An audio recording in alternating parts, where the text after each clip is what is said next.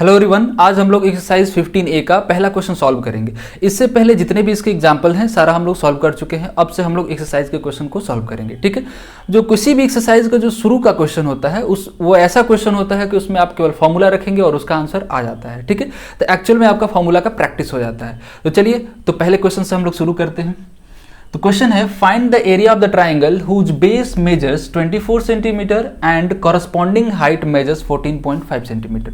Actual में introduction video जो था उसमें भी हम बेस और हाइट यानी कि कॉरस्पॉन्डिंग हाइट्स के बारे में बताए हैं। ठीक है, जैसे मान लीजिए कोई भी ट्राइंगल है, बात को समझना है यहाँ पे।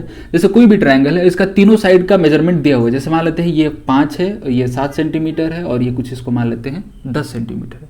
ठीक है, और यहाँ कुछ ऐसे लाइन ड्रॉन है परपेंडिकुलर और इसका मेजरमेंट है कुछ 6 ले लेते हैं। ठीक है, तो अब यहाँ सोचने वाली बात है कि यहाँ पर हम हाइट किसको लेंगे, या फिर एक और हम हाइट ड्रॉ कर देते हैं। ये भी हो गया हाइट, तो हाइट तो ये भी है और हाइट ये भी है, फिर किसको हम हाइट लेंगे? ये डिपेंड करता है कि हम किसको बेस लेते हैं। अगर बेस इसको लेंगे तो हाइट ये लिया जाएगा, अगर बेस इसको लेते हैं तो हाइट इससे लिया जाएगा। ठीक है, कभी कभी कुछ बच्चों में ये कन्फ्यूजन होता है कि बेस हमेशा नीचे होता है। ऐसा नहीं होता है, बेस नीचे नहीं होता है। बेस एक रिलेटिव टर्म्स है। ठीक है, बेस तीनों साइड में से किसी को भी हम बेस ले सकते हैं। राइट एंगल ट्राइंगल को छोड़ के, राइट एंगल ट्राइंगल क्या है ना, उसमें जो हाइपोटेनस है वो हर कंडीशन में हाइपोटेनस ही रहता है। आप किसी कंडीशन में उसको बेस नहीं कह सकते हैं। ठीक है, लेकिन फिर भी जब हम फॉर्मूला अप्लाई करेंगे 1/2 इंटू बेस इंटू हाइट, जैसे मान लेते हैं कि ये एक ऐसा ट्राइंगल है जिसका कि 90 डिग्री यहां बन रहा है। ठीक है, और हाइट ऐसे गिवन है। जब हम फॉर्मूला लगाएंगे इसका एरिया निकालने के लिए, क्या फॉर्मूला होगा? हाफ बेस इंटू हाइट, यानी कि 1/2 बेस इंटू हाइट।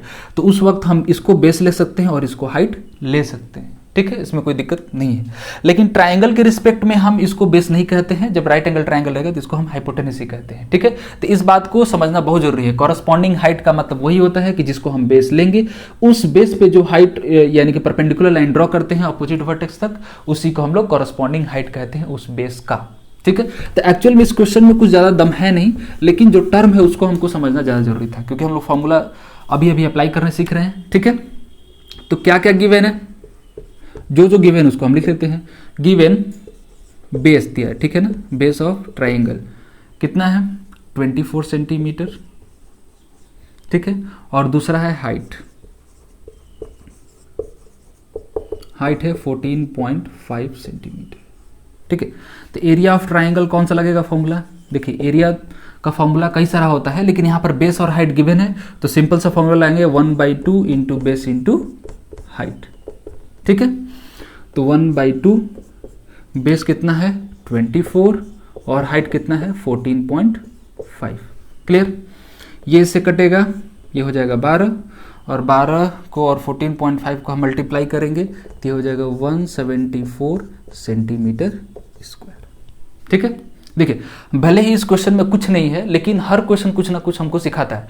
तो एक्चुअल में आंसर लाना किसी भी चीज, जैसे किसी भी क्वेश्चन में जो चीज दिया हुआ है, जरूरी नहीं है कि हम सीख जाए।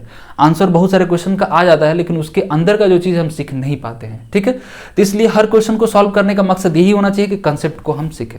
ठीक है, चलिए, तो इस वीडियो में बस इतना ही। मिलते हैं नेक्स्ट वीडियो में नए क्वेश्चन के साथ। Thank you.